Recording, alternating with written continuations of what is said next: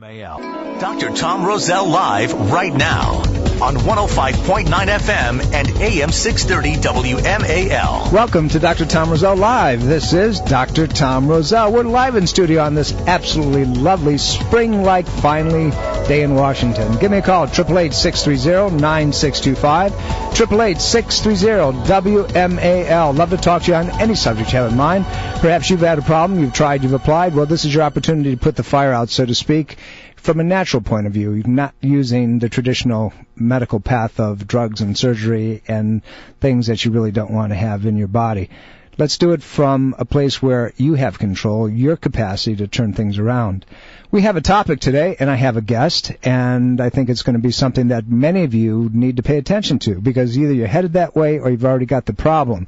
We're talking about hypertension, high blood pressure, and there's so much out there that tells you that, well, if your blood pressure's over this, you got a problem. And if you notice that the levels of hypertension, as far as you getting it or having it or experiencing it, are being lowered all the time, just like cholesterol. When I was in school, cholesterol levels normally were 225. That was great, not a problem, providing there were other parameters. And now you start to see things shrink down, and now they want your cholesterol under 200. Well, you know my opinion on that, and you know some of the manipulation behind the scenes. Same thing is true with hypertension. Hypertension is being manipulated in many situations the same way cholesterol is. You're dropping it down. There's reasons why they can justify it, supposedly, but we're here to tell you something a little differently. My guest in studio, one of the people who I depend on a day-to-day basis, Dr. Stephanie Pina, who doctor of naturopathic medicine, and we're going to be talking about hypertension. She's going to be your presenter, your host, this Wednesday evening, April the 4th at 7:30 at the Roselle Center for Healing. If you have a problem, if you're on hypertension medications, if you think you have a family history of it, if it's something that you're beginning to sneak up to, like it's rising up and you don't want it to, or your bottom pressure, your diastolic is starting to sneak up, but your top pressure is still, well, you know what? We're going to give you all the skinny on this. We're going to give you the information, or at least Dr. Pina is going to. And we want to invite you, so if you want to attend that class this Wednesday, as always, 703-698-7117. That's the number at the Roselle Center for Healing. Just tell my staff you'd like to attend. Having said that, I'm going to stop running and hello, Dr. Stephanie. Welcome. Good afternoon. How are you? It is an afternoon. I know. I know. It's been a great thing. You were at a fun conference this weekend. I was at the Extraordinary Women's Conference that was over at the Hyatt at the Reston Town Center, and they had some great speakers, lots of people getting motivated about making changes in their life, both on a personal level, professional level, health level. So we were there. Financial level. Yeah, absolutely. Susie Orman was a presenter. Mm-hmm. Jillian Michaels was there. Mm-hmm. So some really heavy hitters. Good for you. That was fun. I walked up to check things out, and I felt like, yeah, I'm the only man here, I better leave. But I was having fun doing that, too, so that was kind of cool. There was a couple other ones roaming around as well, too. So. Only the brave among the men would show up, something like that, because I noticed a sign said radical women. And I said, okay, now. I think that's my exit to go have a cup of tea. Mm-hmm. Mm-hmm. Listen, you're presenting this Wednesday evening. We're talking about hypertension, something that affects millions and millions of people in this country, and unfortunately more so. And it's turning out to be something that we have to distinguish between lifestyle, pathology, pass-throughs, genetics, and so forth. Straight up question, why do we see so many people suffering from hypertension today, high blood pressure? Well, we see it from a lot of different angles, because hypertension in itself can be something we treat just because we're using it on a daily basis. We're hearing about it on a daily basis. But it can actually be a large component of a lot of the other chronic issues that we see throughout the body. Anytime you talk about inflammation in the body, kidney health, adrenal health, any organ system, really you have blood flow going to the entire body. If the blood's not flowing in the body, it's not going to be able to function properly. So when there's changes in that pressure that gets that blood flow there, or they can't get the nutrients there to help healing, you're going to see how it affect numerous healthcare conditions. Well, the craziness of this thing is that all the statistics say that nearly a third of the American population, 100 million people, have diagnosed either borderline or hypertension, and it's, this is a drain on our society. But I mean, we can go across the board and talk about the inflammatory pathways and cardiovascular disease and all the other stuff that it causes. But the underlying question is, why do we see so many people with this problem? I mean, is it lifestyle? Is it dietary? What are we dealing with? I think a lot of people are starting to understand that it is more than one factor. There's the genetic factor, there's our lifestyle factor. It's the factor that we definitely are much more stressed out than we used to be. We're on the go all the time, and our diet is not matching up any of that either. So essentially, there's a lot of different ways that we influence our own health, especially hypertension, that is more so, and it's not going to be controlled exactly with just medications, with just one thing. It's coming from you have to look at it from a multiple perspectives. Now, when we're dealing with medication, in our practice, particularly when somebody comes in, we have to understand the medicine, because whether they present with back pain or migraines or allergies or, in this case, hypertension, there are medications out there that actually cause the hypertension. And, from steroids to even birth control pills with women, and alcohol consumption, because we have to say that is a medication, it's a drug, and there's many others. We're unsuspecting targets, if you will. Well, it's what's interesting, too, about some of the medications is they reviewed and made the new list of basically what your standards are for hypertension came out basically in 2003. That was a review off of 1996, I think, was the first time they had done that before. And when they looked at it, they didn't really base the standards for how, someone's lifestyle and what their diet was like. They started looking at where is your hypertension, and according to that, how many medications you should be on, depending on how severe you are, what was your lifestyle factors. So it becomes interesting because as they notice that more and more people have hypertension, that it's being diagnosed. 20 million people a year are being diagnosed with hypertension. And only about a third of those people know that they actually have it ahead of time. They have issues that might be related to that. But they're definitely seeing more of this trend of how can we deal with it in a more natural way, because the medications aren't coming through the way that they thought they were. But let's go back to what I said initially. Hypertension, like cholesterol, the level of hypertension to say that you have high blood pressure is being lowered. It used to be 139. And now we know that's the top limit. But now they're saying that if you're in the high 120s, that you have borderline hypertension. Why? Why are we seeing that trend? We could look at it from a pharmaceutical standpoint, saying we know the prevalence of hypertension. We know what it can do long term in the body, and if it's not addressed, basically it can cause more damage to the organ systems like the eyes, the kidneys, and the brain.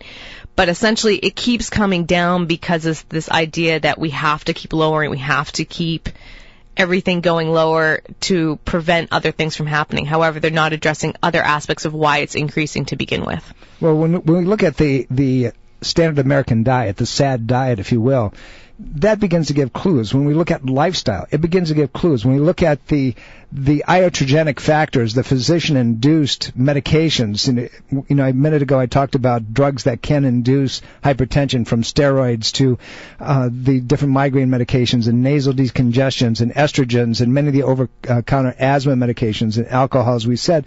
All of these things cause a problem. We're talking about food. We're talking about the imbalances in hormones. And we get back to the inflammatory pathways and all our insulin resistance and hormone resistant types of conditions. But it leads us up to distinguishing the types of hypertension. There's essentially a couple different types, benign and what they call, essential and pathological and so forth. Distinguish that.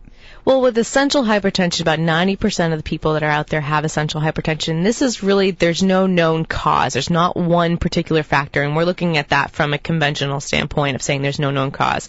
That's ruling out anything between diet. Basically, there's nothing else that causes that based off of another chronic disease. That chronic disease, when they cause hypertension, it can be known, it's the secondary hypertension. This is that other 10%, which a majority of people will be able to identify. It might be kidney disease, might be liver disease.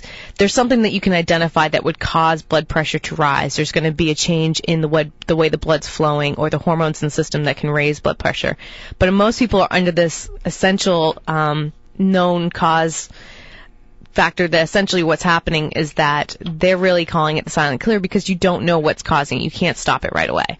And that's where a lot of people are falling, so that they really have to start addressing things ahead of time instead of being waiting for something to happen. So we're dealing with a situation here that people start showing symptoms, and they go to the doc, and the doc says, okay, you have hypertension. Well, some of that's white coat syndrome, some of that's being in a stress situation. But there's a term that I've given to it, and I call it reactive hypertension, because they take their blood pressure at home, and it's totally normal. They go to the doc's office, and it's off the charts. They take their blood pressure, at one of these pharmacies, you walk in and put your arm in, and it's not bad. But yet they go to their doc's office and it's off the top. So we have to look at situations as well. There are situational hypertensive conditions, if you will, that drive these things. And I think that's inherent into our society across the board.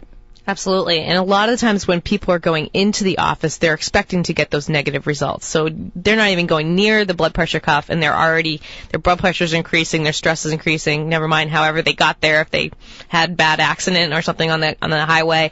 But essentially, they're already putting themselves in that hypertensive situation. And that's why when it comes down to it, you have to really measure on more than one situation, really monitor what's going on with that person. Well, in our practice, as you know, when a new patient comes into the office, we always take blood pressure in 3 different positions. And a patient will be sitting there, and obviously I'm making up numbers, and they could have a blood pressure of 128/82. And then we lay them down, and we take it again flat. And all of a sudden their blood pressure goes to 139/90. And then we stand them back up, and their blood pressure drops below what it was in a sitting position. Now we have one position that the blood pressure is normal and another position that the blood pressure is high in.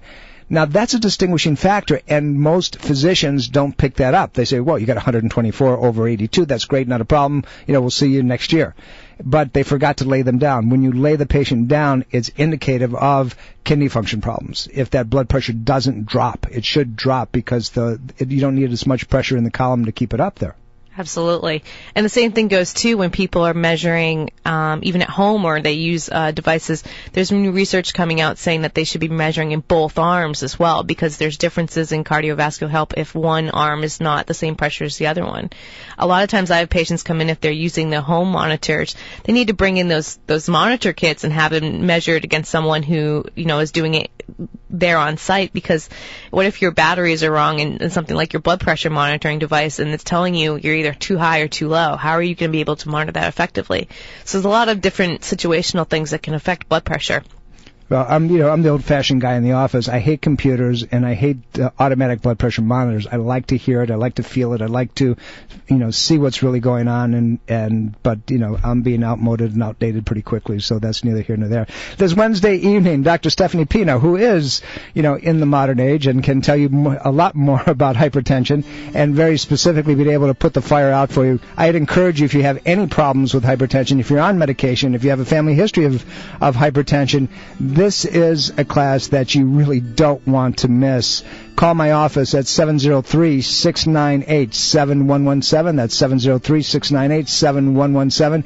Tell my staff that you'd like to attend Dr. Stephanie Pina's presentation on hypertension, the 4th of the month, this coming Wednesday evening. Don't miss it. Welcome back. This is Dr. Tom Roselle. You're listening to Dr. Tom Roselle live. We are in studio, 888-630-9625. That's 888-630-WMAL. Love to talk to you on any subject you have in mind. We're talking about hypertension, which means cardiovascular disease and causes strokes and things of that nature. But my guest in studio to help me weave through the weeds, as you would say, is Dr. Stephanie Pina.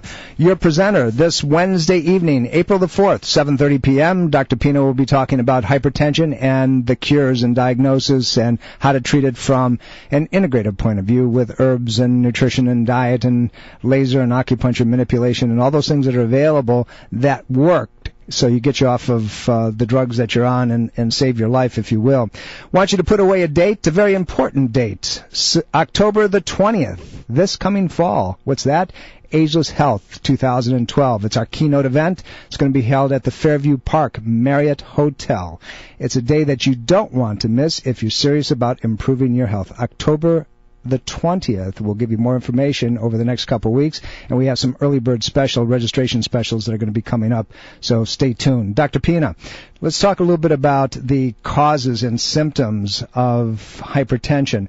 What would a patient, if they go around and they're really not diagnosed yet, okay? And they haven't been they haven't had their blood pressure taken, or they have one of those reactive patterns that I talk about.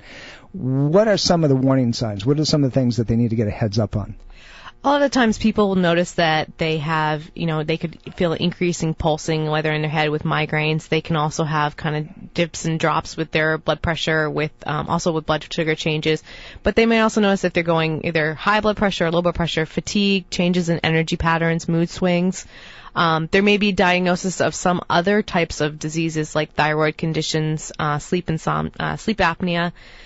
Little things like that can all lead to different symptoms that we don't normally think that hypertension might be playing a risk factor in, but it might actually be there. How about things like vertigo or cold sweats or clamminess? Does that go along with it as well? Absolutely. I mean, a lot of that sometimes has to deal with the way that autonomic nervous system's basically dealing with situations in the body. So we're trying to rebalance our blood pressure the whole time, just like we're trying to rebalance our position as well. So what are lifestyle predetermining factors? I mean, if you had a checklist and you say this, and this, if you're doing this on a regular basis, you got a problem coming up. Well, obviously, one of the lifestyle things you want to see how you're handling stress. How are you having a downtime where you can kind of relax as well, too, or are you constantly on the go? And along with that, too, how is your sleep patterns doing? Because essentially, if your body doesn't have a chance to rest, it's always going to be in that hyper state, and that can actually increase blood pressure pretty quickly. You want to look at diet as far as what are you getting as far as the diet that's coming in. They've noticed that diets that are low in fruits and vegetables, particularly fruits and vegetables that are high in potassium and magnesium, people are going to have higher blood pressure. So what kind of diet do you have? Are you happy with the way it is? Is it high in anti-inflammatory types of foods like red meats, fat and greasy foods? A lot of times you also want to see, too, how's your circulation? Are you having things like coldness in the hands and feet as well, too? So there's a lot of little different signs that you want to look at, but lifestyle is going to play a huge factor, so it may not be things that you're commonly thinking of on an everyday basis. If you're not getting enough vegetables in your diet, you're not getting enough potassium, and we're living in a society that sodium levels are through the ceiling. We have salt in everything, sodium chloride in this, sodium chloride in that. And the problem is with more of that, the more the sodium-potassium ratios go off. And you need potassium to buffer these things. Now, the problem is that any diuretic that they're taking increases the problem. Even though that it begins to regulate some types of hypertension, what you end up with is the lower portion, the diastolic pressure, still maintaining itself because that sodium-potassium ratio is off. Absolutely. And nowadays, they usually have about 3 different types of diuretic medications, which diuretic is typically what most people will know as a water pill. So basically, it's helping you decrease some of the extra fluid that might be causing hypertension. Basically, there's just more fluid in there, so there's more pressure that needs to be moving that fluid. But there's the first 2 types that came out that have been around the longest and that are in combinations with a lot of other medications now are the type that basically don't spare potassium. It moves potassium out of the body at the same time when it's moving that extra sodium in water as well. So we tend to become more and more deficient in potassium just by using that medication in itself. And when you become deficient in potassium, your heart starts missing beats, your mitochondria doesn't work the way it's supposed to, you become extremely fatigued, your mental state goes out the back door. You can't think, you can't focus. I mean, there's some very serious consequences of how these medications work. But I know this Wednesday evening you're going to kind of take the veil off of that and you're going to show the fix, so to speak. Absolutely. And one of the main things, when people come in and they're on hypertension, they know less about what the actual medications are doing and how is it affecting the system. Is it affecting the blood vessels themselves? Is it working on the nervous system itself? Is it affecting the kidneys? So we're going to go through that because once people start to understand what's going into the system and how it's going to affect it and how it's able to change high blood pressure, we can actually put some good stuff in that works more naturally, that it does the exact same thing that the medications do. If you want to find out how excessive weight affects your body, if you're not heavy, or even if you are heavier than you should be, if you want to see the shift, go get 25 pounds of weight and put it in your hands and walk up your steps in your house and go up and down it maybe 3 times just holding that weight and see how you feel. That's the effect that it has on the heart. We're coming up for a break and we're going to discuss this problem, very epidemic problem, if you will, much more significantly and pinpoint some of the things that you can do. Welcome back. This is Dr. Tom Roselle. You're listening to Dr. Tom Roselle live. We're in studio, 888-630-9625, 888-630-9625. WMAL. We're talking about hypertension, high blood pressure. My guest, Dr. Stephanie Pina, who will be your presenter this Wednesday evening, the 4th of April, 7:30 p.m. at the Roselle Center for Healings. If you'd like to join Dr. Pina and find out how you can handle your hypertension without drugs, without having to suffer the consequences, the side effects of some of the things that you're taking, give my office a call, 703-698-7117, and tell my staff that you'd like to attend Dr. Stephanie Pina's presentation. Remember, it is a gift from us to you, and there's absolutely no charge, but what we do require, what we do request is a reservation, because many of you found out already that when you show up unannounced that there's no seats, and we have to tell you, I'm sorry, you have to stand in the hallway. So please be our guest, but give us a call, 703-698-7117. So what's hypertension? It's a condition, it's epidemic. It can cause stroke and heart failure and kidney problems and vision problems and, make you talk the wrong way and all kinds of things like that. And Dr. Pina is going to help me discuss that. So, Dr. Pina, what is the normal level of blood pressure? What should a patient really have, or what should they be concerned of, or where should they begin to concern themselves that they have a problem? Well, like you were saying, they recently dropped the national guidelines where it should be under 120/80. However, I start to get a little bit more concerned when people start getting closer to, 135, 140 and above, and they're seeing that on a consistent basis. It's not going down. It's not dependent on situation, or it's not depending on that one measurement. You're seeing it over and over again. Diastolically, too, after you get up above the 80s, you want to start looking around what's going on, because remember, the difference between a systolic, the top number, the high number, that's when your blood is being pushed out from the heart. So stress is going to affect that. The diastolic number, the lower number, which they kind of don't give as much credit to as they used to, has to deal with when your body's relaxed. So really, if you're having trouble to get that blood flowing and you have to increase pressure when your blood's at rest, what's going on when you're stressed out? So I usually will see it when it gets a little bit higher, give a little bit more playroom, and essentially when you start to see things and patterns go over and over where it continuously stays high, that's when you want to start to make some changes. See, when you look at blood pressure, from my point of view, you need to look at not only the top and the bottom individually, but you have to look at them as how they play together. And based on what you said, the contraction of the heart through pushing that blood through the arteries is your upper blood pressure, your systolic blood pressure, and the lower the diastolic is the heart at rest. Now, if that heart at rest and your arteries at rest is always tense, in the high 80s, 90, you have more of a risk when your heart has to contract than you do when it's at a normal state. And then you go into those periods of the day when blood pressure is the highest. Like when you wake up in the morning, your blood pressure is the highest of the day from a natural resting point of view. And we're going to pick that back up, and you're going to discuss those in detail in intimate application this Wednesday evening. We're going to get into some of the fixes today on the program as well. But let's go to the phones. Brian, how can I help you, sir? Thank you for calling. Hi, Doctor. How are you? I'm doing well, sir. I'm sorry, it's a little bit off topic, but my fiance is lactose intolerant. Okay. And I had spoken to someone this past, Friday or Saturday, and they had said people who are lactose intolerant oftentimes can drink goat's milk and eat goat cheese instead because there's something different in the chemistry of the milk. And I was just calling to see if that's possible. Well, the truth of it... How can I get more information? Well, the truth of it is that all milk, regardless whether it's goat's milk, sheep's milk, cow's milk, all has a lactose portion of it. But it's the chemistry of the individual. Goat's milk is more akin, if you will, to mother's milk than anything else. Cow's milk is very difficult to break down. So some people who can't tolerate cow's milk or cow's cheese or anything of that nature can handle goat's milk. But I'm not telling you that's necessarily the case with your lady.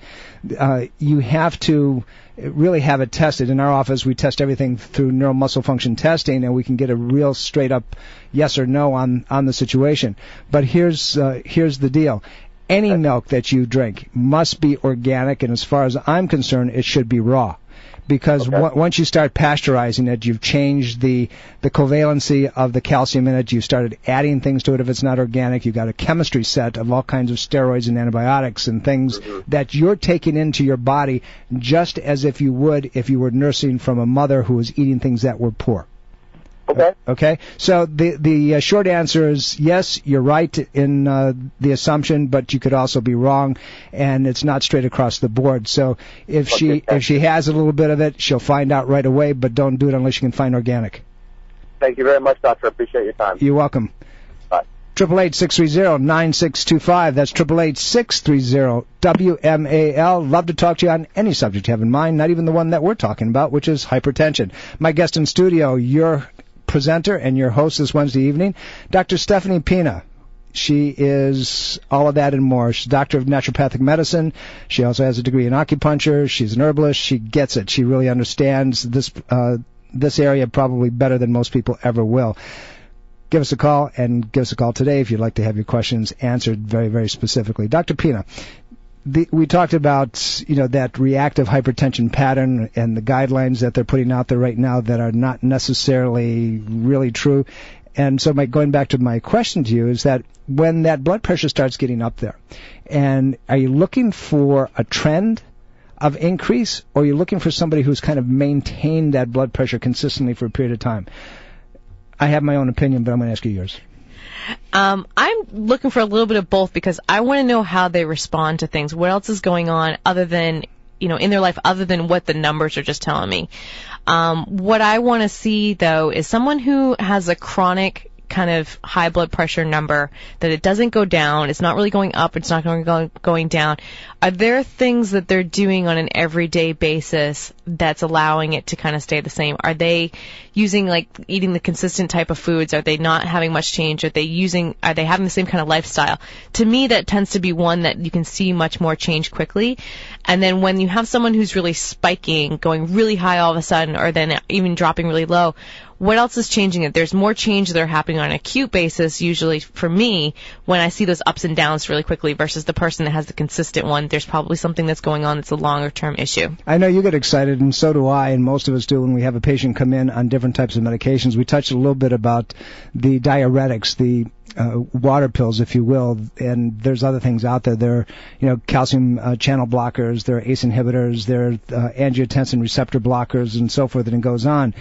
And the reason we get excited is that these medications all by themselves cause other problems that are sometimes more serious than the blood pressure problem. Absolutely. And in fact, when someone is prescribed certain blood pressure medications, they have to be careful because when they're taking it, there's certain ones that essentially ACE inhibitors and stuff can actually help or hurt the kidneys themselves because all that fluid's going through the kidneys. So people with diabetes who have more unstable kidneys have to be careful of what they're prescribed because it actually can hurt them. People that have edema problems and have swelling in the other areas of the body or cough, ACE inhibitors aren't going to work for them. That's just another type of category.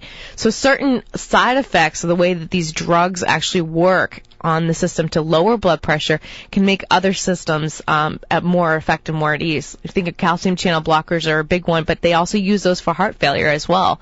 So if you got to think about it, if you have anything going on with arrhythmias or other issues of the heart, you got to be careful of which ones you're on. And those in itself can also help deplete other trace minerals and vitamins that are important for body function. Dr. Stephanie Pina, your host this Wednesday, April the 4th, 7:30 p.m. at the Roselle Center for Healing. If you'd like to find out how to take control of your blood pressure, how to get off the medications, how to avoid some of the side effects of the drugs that you're on, this is an opportunity for you, and I would highly suggest, encourage you to be there, show up, because it can change your life forever. That's why we do these presentations, by the way. We try to make a difference for you. Take the information, apply it, and trust me, we give you data so you can go home and you can apply it. You don't have to come and see us. If we're going to always give you opportunity to do that, we're always going to give you the ability to see one of our doctors, but nevertheless, we want you to have the opportunity to take control of your life. Let's go to the phones. Judy, how can I help you? Thank you for calling. Hi. I was going to ask you your opinion of this Eat Right for Your Blood Type. My brother gave me that book. Okay. And I've been reading it, and... Dr. Adam's book. Yes. Okay. So, according to my blood type, I've been, kind of eating the wrong things. What's your blood type? B. Okay, so you're B blood type. You're one of the rare guys on the planet. So here's the deal. O blood type is the most common. Then you go to A, then you go to AB, and then you go to B. Now, so here's how it works. What it does basically, and not to get into an in-depth presentation, I will one of these days when Sue's here, and we'll really get into it with you. But it's basically what you're dealing with are things that are going to cause stress to the body if it's not within your blood type. Each one of us, depending on our blood types, have more enzymes or more hydrochloric acid production than other people, and so subsequently we should eat more of certain things because they nourish our system better. Like an O blood type needs more dense proteins. They can eat some red meats. They can eat some fish and some chicken and turkey and so forth. They need tons and tons of vegetables. They should stay away from grains. They should stay away from dairy products. They can eat a little bit of goat's cheese. And there are certain things that work for them. We're dealing with lectins that will cause the blood to clump and cause more clotting within the system, so subsequently causing damage throughout the body. When we start in our office with a patient, we often will put them on a blood type diet just to start with, just to take the stress off their body, to see how they work with. However, each person is individualistic, and the diet is not 100%. There's nothing that is 100%, and things work differently for each individual person. You have to take into consideration lifestyles. You have to take into consideration genetic history and so forth, and we try to do that as much as possible. Sue is an expert at this stuff. She really understands it intimately.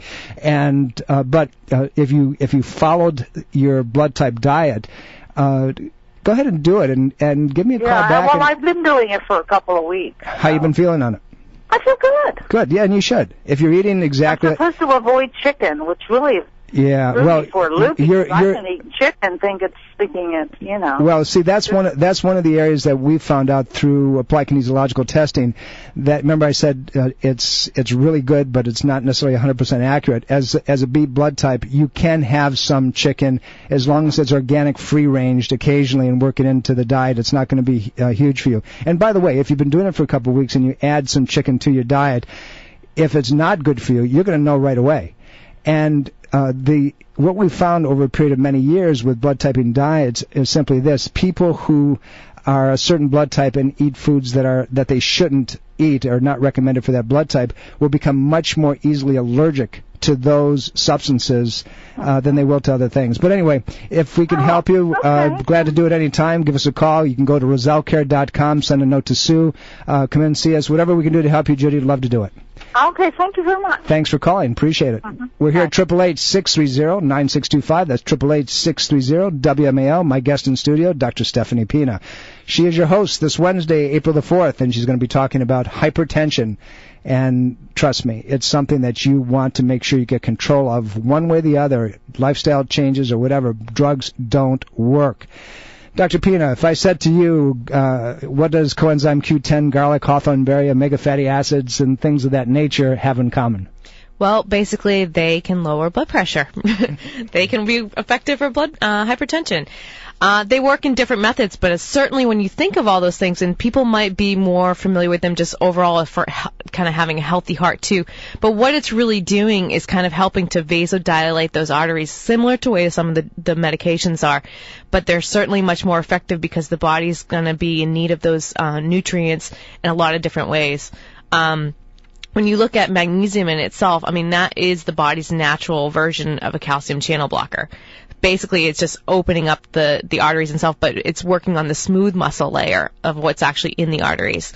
When you look at CoQ10, which is basically essential for any time that we're producing energy in the body, it's a cofactor. It's needed. If anyone's on a statin drug, it's blocking that production of CoQ10. So we hear about it for heart health in general, but it's also been known to basically open up the arterials inside, so it's working on a completely different system as well too.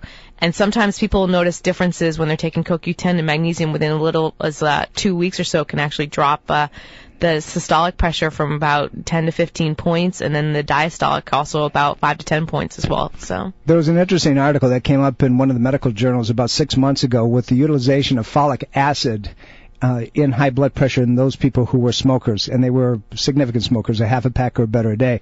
And what they found is that when they increased the folic acid level through supplementation, that in every case, the blood pressure came down. It just, I've known that clinically for a lot of years, but it was really good to see that in the literature. We're coming up to a break. We have to stop for some very important messages. Dr. Stephanie Pina is my guest in studio, your host this Wednesday evening, April the 4th. Welcome back. This is Dr. Tom Roselle. You're listening to Dr. Tom Roselle live. We are in studio, 888-630-WMAL. Love to talk to you on any subject of your mind. Dr. Stephanie Pina, Doctor of Naturopathic Medicine, is my guest in studio. We're going to be talking about hypertension. She will be your guest in our office this Wednesday, April the 4th, 7:30 p.m. If you got a problem with hypertension, if you're on medications, if you think you're borderline, this is an opportunity for you to really find out how to fix it, how to make the difference. Call 703-698-7117. That's 703-698-7117. Tell my staff that you'd like to attend. We're going to go to the phones because I'm sitting here and feeling really bad. I've got so many calls sitting there on the screen. Karen, how can we help you? Thank you for taking my call. Yes, I have LDL that's 163. It should be, I guess, a goal of 100 to 130. I'm wondering whether I definitely need to take statin that my doctors have been telling me. Last year it was 143 when I had my physical, but now it's 163. Okay, Karen, let me ask you a couple quick questions, okay, because we don't have a lot of time. Yep. The answer is that there's something that's driving it, and you don't treat it with the statins. Statins, in my opinion, don't work. I've quoted a study that came out about a year and a half ago in the New England Journal of Medicine. You treat 100 guys for 5 years with a statin, you prevent one heart attack. So here's the deal. LDL is a measure of bad cholesterol, but there's good bads and there's bad bads. And so what you look at first is diet and exercise when it comes to the LDL level. So you need to take a really good hard look at what your dietary patterns are, allergy levels that may be pushing inflammatory pathways. You have to get rid of the starches. I'm going to give you a mantra: sugar, sodas, coffee, teas, fast food, fried foods, alcohol, gluten, additives, preservatives. Those things are going to cause that to go crazy. You need to get out and walk. Get out and walk 2 miles every day. I don't care how fast you do it, just get out and walk. If you do those things by themselves, it'll get your LDL levels down, but it'll bring all your inflammatory markers down. Karen, if you go to rosellecare.com and send me a note, I will give you some other guidelines. I know I'm cutting you short, but we don't have a lot of time. Okay, can you spell that so I have it correct whenever ROSELLECARE, rosellecare.com. And more than happy to talk to you. Karen, thank you for your call. I appreciate it. Sally, how can we help you? Your program, particularly today's topic, want to know if one is taking a baby aspirin every day or Coumadin, should one be taking CoQ10 or omega-3s? First of all, before Dr. Pina jumps in, I'm just going to tell you this. I would get you off of all the crap you're taking. There's other ways of doing it, but I don't know whether or not, I don't know enough about your history to tell you, to stop anything, but go ahead.